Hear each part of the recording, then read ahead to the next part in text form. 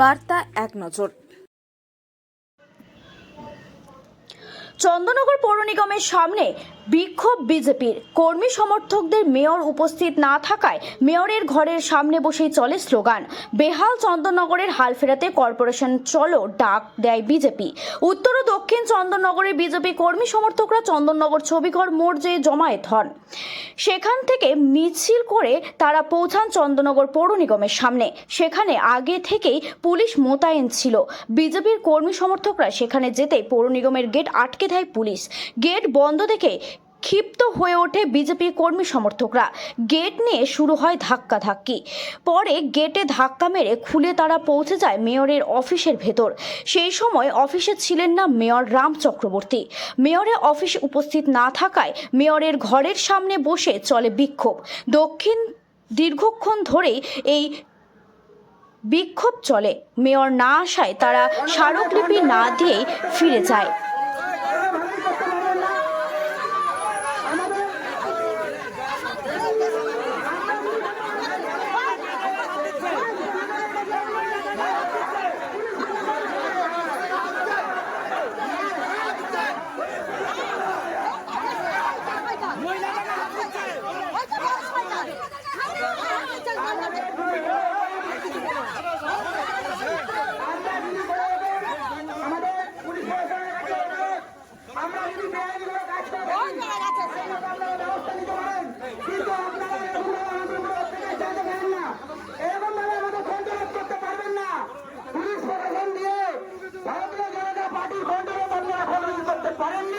না পারবেন না। আমরা আগামী সপ্তাহে আবার এই কর্মসূচি নেব এবং আমরা আজকে জানিয়ে যাচ্ছি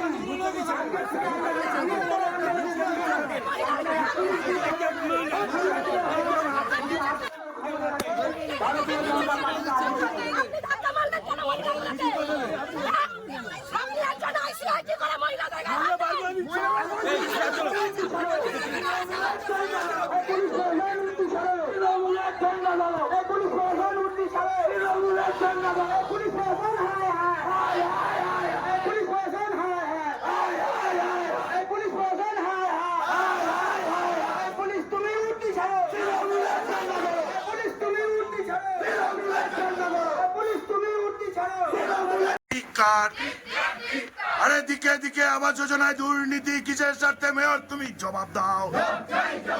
দিকে দিকে আবাস যোজনা নিয়ে দুর্নীতি কিসের স্বার্থে মেয়র তুমি জবাব দাও।